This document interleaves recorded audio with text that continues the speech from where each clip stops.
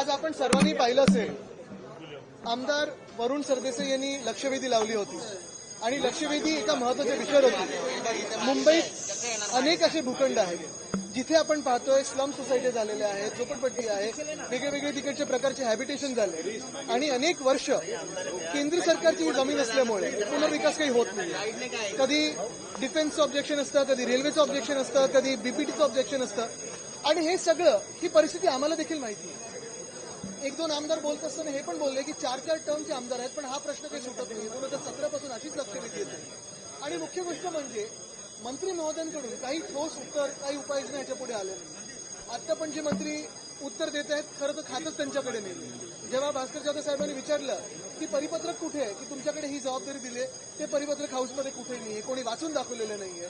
नगर विकास मंत्री कुठे आहेत हे कोणाला माहिती नाहीये. मग प्रश्न हाच राहतो की आम्ही जनतेतून आलेलो आमदार आहेत, भाजपचे आहेत, शिवसेनेचे आहेत, काँग्रेसचे सगळे आहेत.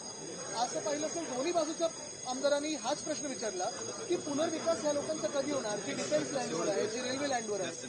नुसतं थातूर मातूर उत्तर द्यायचं, हमरातुमरीवर यायचं, 19 ते 22 काय झालं, अरे तुम्ही पण त्याच मंत्रिमंडळात होतात, निर्लज्जपणे काय उत्तर देता तुम्ही असं. आम्ही कुठेही राजकारण न करत असताना आम्ही काय सांगितलं होतं की मुख्यमंत्री महोदयांनी लवकर बैठक घ्यावी आणि ठोस उपाययोजना याच्यावर करावी.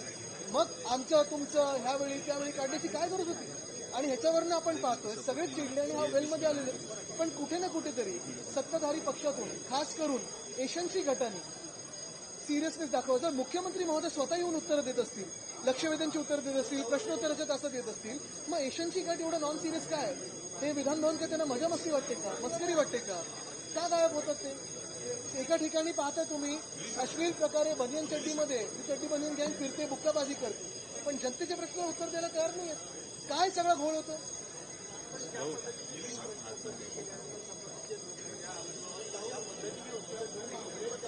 नाही, त्यांच्या चेहऱ्यावर जी मस्ती आहे ती कशासाठी? इथे काय तुम्ही टाइमपास करायला आलात? आम्ही आमदार आहोत, पक्ष न बघता त्यांनी उत्तर दिलं पाहिजे आणि आम्हीच नाही तर त्यांच्या देखील सत्ताधारी पक्षातल्या लोकांनी विचारलंय. एक सन्मान्य सदस्य बोलतात 4 टर्म ते इथे येतात आणि तो प्रश्न सुटला नाहीये. थोडी तरी सिरियसनेस असायला पाहिजे.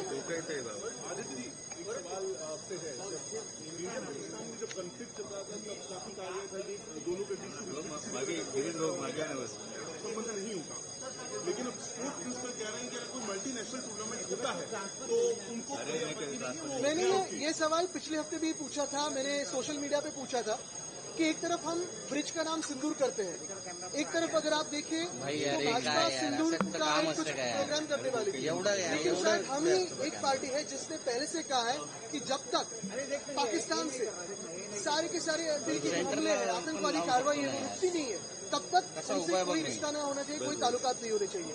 लेकिन क्या वही भाजपा आज जो सिंदूर का नाम सब जगह देने की कोशिश कर रही है, राजनीति करने की कोशिश कर रही है, ठीक है, इससे कि जो स्पोर्ट्स मिनिस्टर उन्हीं के पार्टी के, उन्हीं की सरकार के कह रहे हैं कि हॉकी खेलेंगे पाकिस्तान के साथ, वही भाजपा के लोग कहते हैं क्रिकेट खेलेंगे पाकिस्तान के साथ.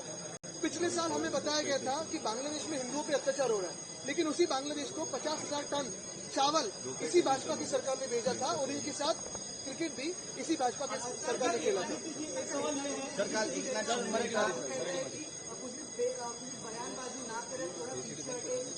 मीडियापासून लांब राहण्याचं कान पिचके दिलं, कान पिचके तर आधी मराठीत बोला. अभी जो टोली है उनकी कंट्रोल करना उनकी जिम्मेदारी है. ये चड्डी बनियन गैंग आपको पता है कैसे दादागिरी कर रही है, धक्कामुक्की कर रही है. इसमें फंस रहे हैं तो वो मुख्यमंत्री महोदय फंस रहे हैं क्योंकि उनका नाम खराब हो रहा है. चड्डी बनियन गैंग के जो लीडर है एशियनसी गट के, वो तो उसमें से मजाक ही कर रहे हैं.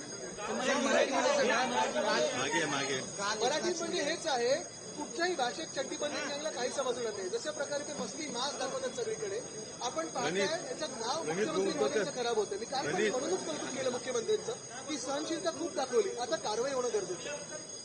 सोन्याच्या भावामध्ये